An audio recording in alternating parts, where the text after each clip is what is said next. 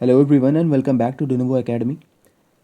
हमारी आज की क्लास में हम मध्य प्रदेश टूरिज़्म में टोम्स, मौसोलियम्स और आर्कियोलॉजिकल साइट्स करेंगे मध्य प्रदेश की, जिसमें जो इम्पोर्टेंट केव्स हैं मध्य प्रदेश में उन्हें भी कवर करेंगे। और टूरिज़्म वाले चैप्टर में ये लास्ट क्लास होगी, इसमें आज सब खत्म हो जाएगा। और हम ऑलरेडी जो मध्य प्रदेश में नेशनल पार्क्स हैं, वाइल्ड लाइफ सेंचुरीज़ हैं जो टूरिज़्म में आते हैं, उसे हम ज्योग्राफी में कवर कर चुके हैं। तो आज का जो लास्ट क्लास है उसे शुरू करते हैं। इसमें सबसे पहले जो समाधि और मकबरे मध्य प्रदेश में हैं उनके बारे में पढ़ते हैं, जिसमें सबसे पहले आता है रानी लक्ष्मीबाई की समाधि, जो कि ग्वालियर में है। रानी लक्ष्मीबाई को इंट्रोडक्शन देने की ज़रूरत नहीं है, हम ऑलरेडी पढ़ भी चुके हैं और आप सभी ने नाम उनका सुना ही होगा। उसके बाद झलकारी बाई, जो कि रानी लक्ष्मीबाई की सहायिका थीं, उनकी भी समाधि ग्वालियर में है। उसके बाद मोहम्मद गौस और तानसेन का मकबरा, जो कि मध्य प्रदेश के ग्वालियर में ही है। और जो मोहम्मद गौस थे वो तानसेन के गुरु थे। ओके। और तानसेन का मकबरा इसीलिए है क्योंकि जब अकबर के कोर्ट में नवरत्नों में से एक थे तानसेन, तब इन्होंने मुस्लिम धर्म को कबूल कर लिया था और इसीलिए इनकी समाधि बनी गई है। और इनकी ये भी इच्छा थी कि इनके गुरु के पास में ही इनकी भी समाधि बने या मकबरा बने। इसीलिए मोहम्मद गौस और तानसेन की जो मकबरा है वो साथ में ही है, ग्वालियर में एक ही कॉम्प्लेक्स के अंदर है। उसके बाद मुमताज़ महल का मकबरा, जो कि बुरहानपुर में है। अब ऑल्दो मुमताज़ महल का मकबरा एट प्रेजेंट ताज महल में है, लेकिन जब इनकी डेथ हुई थी तब इन्हें बुरहानपुर में ही दफनाया गया था। और जो कि असीरगढ़ में जो किला है असीरगढ़ का, वहाँ पर, जिसे जो कि एक्चुअली बुरहानपुर में है, की टू दक्कन भी कहते हैं असीरगढ़ किले को। उसके बाद दौलत खान लोधी, जो कि बुरहानपुर में है मकबरा। टॉम्ब ऑफ शाहनवाज खान, जो कि बुरहानपुर में है और इसे ब्लैक ताज महल भी कहा जाता है। उसके बाद रानी अवंतीबाई की समाधि, जो कि मंडला में है। और ये गढ़मंडला की रूलर थी और 1857 की जो वॉर थी उसमें भी इन्होंने बहुत इंपॉर्टेंट रोल प्ले किया था। उसके बाद रानी गिरधारी बाई, जो कि रानी अवंतीबाई की सहायिका थी, इनका भी समाधि जो है वो मंडला में है। उसके बाद होशांग शाह का मकबरा, ये मांडू में है और ये मध्य इंडिया का पहला मार्बल मॉन्यूमेंट है। ये जो मकबरा है ये इनके सक्सेसर महमूद खिलजी ने बनवाया था और इसे ताजमहल का प्रिकर्सर भी कहा जाता है। ओके। प्रिकर्सर यानी कि ताजमहल के पहले ये आया था और ऐसा माना भी जाता है कि ये जो मार्बल स्ट्रक्चर है, मार्बल की जो इंस्पिरेशन है ताजमहल के लिए, वो इस मॉन्यूमेंट से ही ली गई थी। उसके बाद तात्या टोपे, जो कि 1857 के एक फ्रीडम फाइटर थे और इनकी जो समाधि है वो शिवपुरी में है, क्योंकि अंग्रेज़ों ने इन्हें शिवपुरी में के जंगलों में ही फांसी दी थी इसीलिए। उसके बाद महारानी सांख्या राजे सिंधिया की समाधि या छतरी, ये शिवपुरी में है। पीर बुधान का मकबरा सांवरा शिवपुरी में। कान्हा बाबा का मकबरा ये होशंगाबाद में है।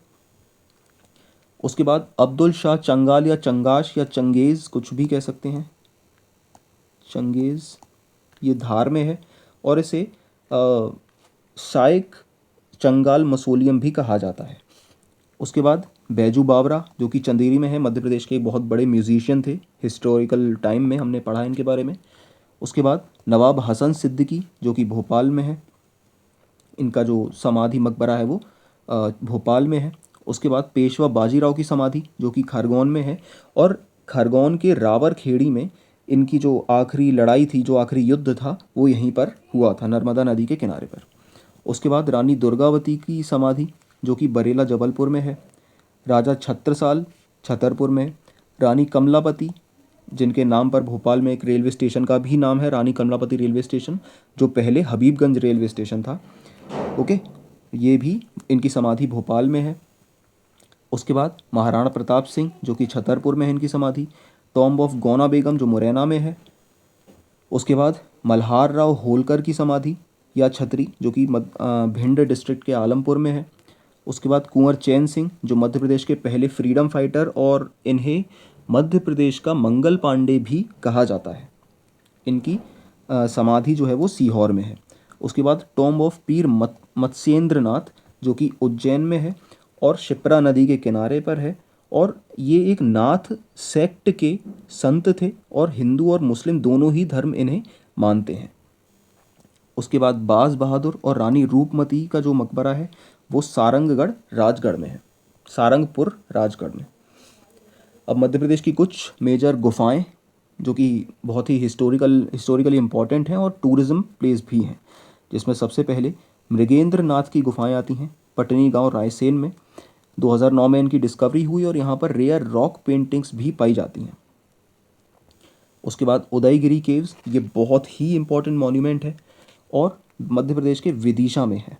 ओके, ये गुप्ता पीरियड की गुफाएं यहाँ पर हैं, जब गुप्ता साम्राज्य था मध्य प्रदेश में तब की गुफाएं यहाँ पर हैं। और यहाँ पर जो गुफाएं हैं वो जैन और हिंदू धर्मों से रिलेटेड हैं। इसमें केव नंबर 5 को वराह केव कहते हैं, जहाँ पर विष्णु भगवान का वराह अवतार दर्शाया गया है। केव नंबर 6 में गणेश, शिव और विष्णु के जो मूर्तियाँ हैं, जो कार्विंग्स हैं वो हैं। और उसके साथ ही ब्रह्मा, विष्णु, शक्ति दुर्गा और शक्ति दुर्गा का महिषासुर मर्दिनी रूप जो है वो यहाँ पर कार्व्ड है। उसके बाद केव नंबर 13 जिसे सर्प गुफा या नारायण गुफा भी कहते हैं, यहाँ पर विष्णु भगवान की एक लेटी हुई प्रतिमा है, यानी उनकी जो लेटी हुई पोजीशन है उसमें उनकी प्रतिमा है। उसके बाद मादा या मारा केव्स सिंगरौली में, ये हिंदू धर्म की एक गुफाएं हैं और यहाँ पर विवाह मादा, गणेश मादा, शंकर मादा जो कि ट्विन केव्स हैं, जलजलिया मादा और रावण मादा गुफाएं हैं। ऐसा माना जाता है कि रावण भी यहाँ पर इन गुफाओं में कुछ समय तक तपस्या की थी। उसके बाद शंकराचार्य की गुफाएं जो कि मध्य प्रदेश के ओमकारेश्वर खंडवा में है और यहाँ पर ही आदि गुरु शंकराचार्य अपने गुरु गोविंद पदाचार्य से मिले थे और इसीलिए ये गुफाएं बनी हुई हैं। अब मध्य प्रदेश में जो खंडवा है वहाँ पर 108 फीट ऊंची आदि गुरु शंकराचार्य की मूर्ति भी खंडवा में लगाई गई है, जिसे स्टैचू ऑफ वननेस भी कहा जाता है। 2023 में इसका जो उद्घाटन है वो हुआ था और उस समय के जो चीफ मिनिस्टर थे मध्य प्रदेश के, शिवराज सिंह चौहान, उन्होंने इसका उद्घाटन किया था। उसके बाद भर्तृहरि की गुफाएं उज्जैन में, जो कि परमार डायनेस्टी के राजाओं ने बनवाई थी और यहाँ पर बहुत ही कलरफुल पेंटिंग्स हैं। ओके, अब हिस्टोरिकली टोटल यहाँ पर 9 गुफाएं थीं, लेकिन आज सिर्फ 5 गुफाएं यहाँ पर बची हैं और यहाँ पर एक मंदिर भी है जो कि नाथ कम्युनिटी, जो गोरखपुर की नाथ कम्युनिटी है, उनका एक मंदिर भी यहाँ पर है। और यहीं पर पास में पीर मत्स्येंद्र नाथ की गुफाएं भी हैं। पीर मत्स्येंद्र नाथ जो अभी हमने पढ़ा था, उज्जैन में उनकी मकबरा है। और यहाँ पर गोपी नाम की भी एक गुफा है। उसके बाद बाघ गुफाएं जो कि धार में है, बहुत इम्पॉर्टेंट जगह है ये हिस्टोरिकली। इसे 1818 में डिस्कवर किया गया था डंगर फील्ड के द्वारा और बाघ बागनी नदी के किनारे पर है ये, जो कि नर्मदा की एक ट्रिब्यूटरी है। और यहाँ पर मेनली बुद्धिज़्म से रिलेटेड जो गुफाएं हैं वो हैं और इसे ना अजंता गुफाएं जो महाराष्ट्र में हैं उसके इक्विवेलेंट माना जाता है, उससे कंपेयर भी किया जाता है। यहाँ पर टोटल 9 गुफाएं हैं और करंटली सिर्फ 5 एग्जिस्टेंस में हैं, जिनमें से पहली है ग्रह केव्स, ग्रह यानी कि हाउस, घर। दूसरी है पंचपादु या गोंसाई केव, इसे विहार और चैत्य के जो मिक्सचर है उसके तौर पर बनाया गया था। विहार और चैत्य बुद्धिज़्म में जो रहने और प्रेयर हॉल्स होते हैं बुद्धिस्ट मॉन्क्स के लिए, उसे कहा जाता है। तीसरी गुफा को हाथी खाना, चौथी में रंग महल और 5वीं को पाठशाला कहा जाता है। अब 5 बुद्धिस्ट स्टैचूज़ भी यहाँ पर केव नंबर 2 में पाए गए हैं और लोकल्स का ऐसा मानना है कि ये पांडवों की भी जो स्टैचूज़ हैं वो हो सकते हैं, लेकिन ओरिजिनली यहाँ पर जो बुद्धिस्ट स्टैचूज़ हैं वो बुद्धिस्ट भगवान जो हैं, जैसे कि पद्मपाणि और अवलोकितेश्वरा, उनके स्टैचूज़ हैं। ओके, उसके अलावा बाघ केव्स कलरफुल म्यूरल्स के लिए भी फेमस है। जिन्हें नहीं पता उनको बता दूं, म्यूरल्स वो पेंटिंग होती हैं, वो आर्ट होता है जो डायरेक्टली दीवार या सीलिंग पर किया जाता है। ओके, जो एक परमानेंट पेंटिंग होती है और इसे फ्रेस्को म्यूरल पेंटिंग्स भी कहा जाता है। अब धार में ही बाघ इंस्क्रिप्शन भी है, जो कि सुबंधु जो माहिष्मती का राजा था उन्होंने करवाई थी। ओके, सो ये भी एक हिस्टोरिकल सिग्निफिकेंट साइट है, इंस्क्रिप्शन जो है वो, तो इसे याद रखिए आप। उसके बाद भीमबेटका की गुफाएं, उबैदुल्लागंज रायसेन, भीमबेटका हम ऑलरेडी पढ़ चुके हैं वैसे, बट फिर से पढ़ लेते हैं। ये ओल्डेस्ट केव्स हैं मध्य प्रदेश की, और विष्णु वाकनकर ने इनकी डिस्कवरी की थी, और 2003 में इसे वर्ल्ड हेरिटेज साइट डिक्लेयर किया गया था यूनेस्को द्वारा। उसके बाद पचमढ़ी में गुफाएं, जो कि होशंगाबाद डिस्ट्रिक्ट में है, और यहाँ पर मेन गुफाएं हैं पांडव केव्स, जहाँ पर 5 गुफाएं बनी हैं, और ऐसा माना जाता है कि पांडव यहाँ पर ही रुके थे अपने अज्ञातवास और वनवास के दौरान। पांडव यहाँ पर रुके हुए थे, और उन क्योंकि वो 5 लोग थे, 5 पांडव थे, इसीलिए उनके नाम पर ही जो आज पचमढ़ी का नाम है वो रखा गया है। उसके बाद जटाशंकर गुफाएं, जो भगवान शिव को समर्पित हैं। भारत नीर गुफाएं, और इसे डॉर्थी डीप भी कहा जाता है। उसके बाद बड़े महादेव गुफाएं भी यहाँ पर हैं। फिर पहाड़गढ़ गुफाएं, जो कि मध्य प्रदेश के मुरैना में हैं, आसन नदी के किनारे, और इन्हें 1979 में डिस्कवर किया गया था। आदमगढ़ गुफाएं, जो कि होशंगाबाद में हैं, और इनकी डिस्कवरी मनोरंजन घोष ने की थी, जो कि एक आर्कियोलॉजिस्ट थे। 1922 में डिस्कवरी की थी, और 1960-61 में इसका एक्सकेवेशन शुरू हुआ था, जो कि आरवी जोशी द्वारा किया गया था। यहाँ पर मिनिएचर पेंटिंग्स मेनली पाई जाती हैं, जो कि रेड, डार्क ब्राउन और वाइट कलर से बनी हुई हैं। उसके बाद अम्बा देवी गुफाएं। अम्बा देवी गुफाएं बैतूल में हैं, और इनकी डिस्कवरी जो है वो विजय इंगोले ने की थी 2007 में। और एक गुफा में यहाँ पर ऑस्ट्रिच जो बर्ड होती है उसकी पेंटिंग भी है, और रॉक पेंटिंग्स के लिए मेनली ये केव भी फेमस है। उसके बाद अस्तांचल गुफाएं, जो कि पचमढ़ी में हैं, और इसे मोंटे रोज़ा केव भी कहा जाता है। मोंटे रोज़ा, एक्चुअली कंफ्यूज मत होना, मतलब ये मत सोचना कि मोंटे रोज़ा नाम के इंसान ने इसकी डिस्कवरी की थी इसीलिए है। एक्चुअली एक आर्कियोलॉजिस्ट थे GR हंटर। उन्होंने जब इस केव्स की एक्सकेवेशन कर रहे थे तब उन्होंने इसको नाम दिया था मोंटे रोज़ा केव्स, और इसीलिए इसे मोंटे रोज़ा केव कहा जाता है। ये 4 गुफाओं का एक ग्रुप है, और यहाँ पर भी प्री हिस्टोरिक केव पेंटिंग्स पाई जाती हैं। उसके बाद सारू मारू गुफाएं, जो कि सीहोर में है, बुधनी तहसील सीहोर में, और बुद्धिज्म से एसोसिएटेड है। अब यहाँ पर बहुत सारे स्तूपास भी बने हुए हैं, और बुद्धिस्ट ग्राफिटीज़ जैसे कि स्वास्तिका, त्रिरत्न, कलश, ये भी बने हुए हैं यहाँ पर। और इंस्क्रिप्शंस ऑफ अशोका भी यहाँ पर पाए जाते हैं, जैसे कि विजिट ऑफ महाराणा कुमार यहाँ पर एक इंस्क्रिप्शन में लिखा हुआ है।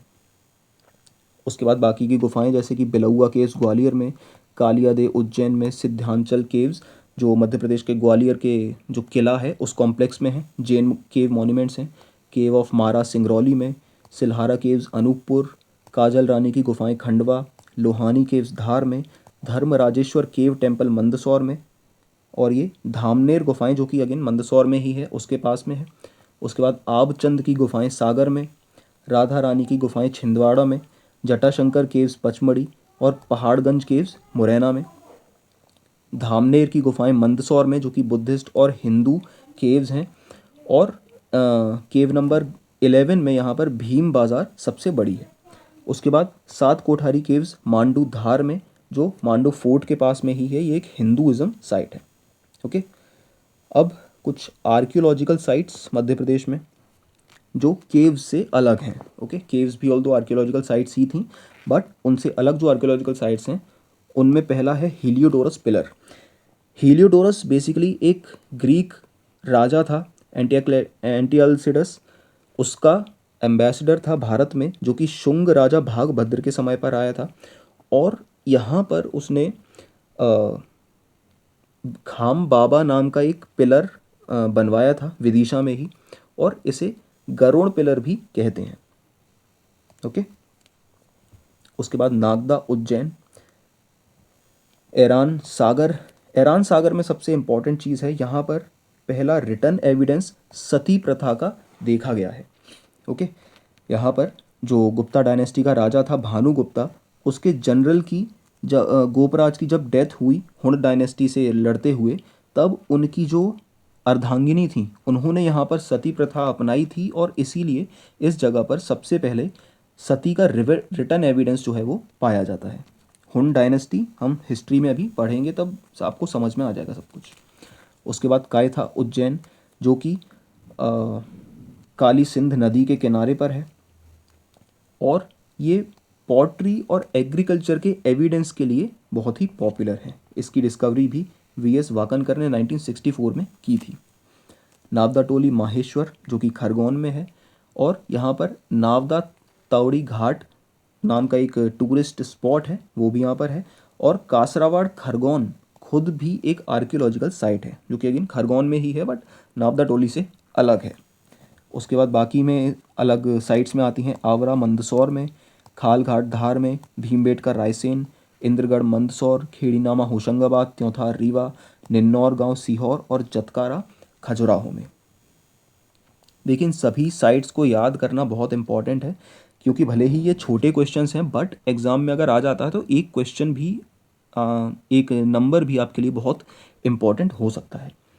अब एडवेंचर टूरिज़्म में ज़्यादा कुछ पढ़ने के लिए है नहीं, मेनली इसमें टाइगर सफारीज़ आती हैं और जो हॉट बलून सफारीज़ हैं वो आती हैं जो कि बांधवगढ़ नेशनल पार्क में है।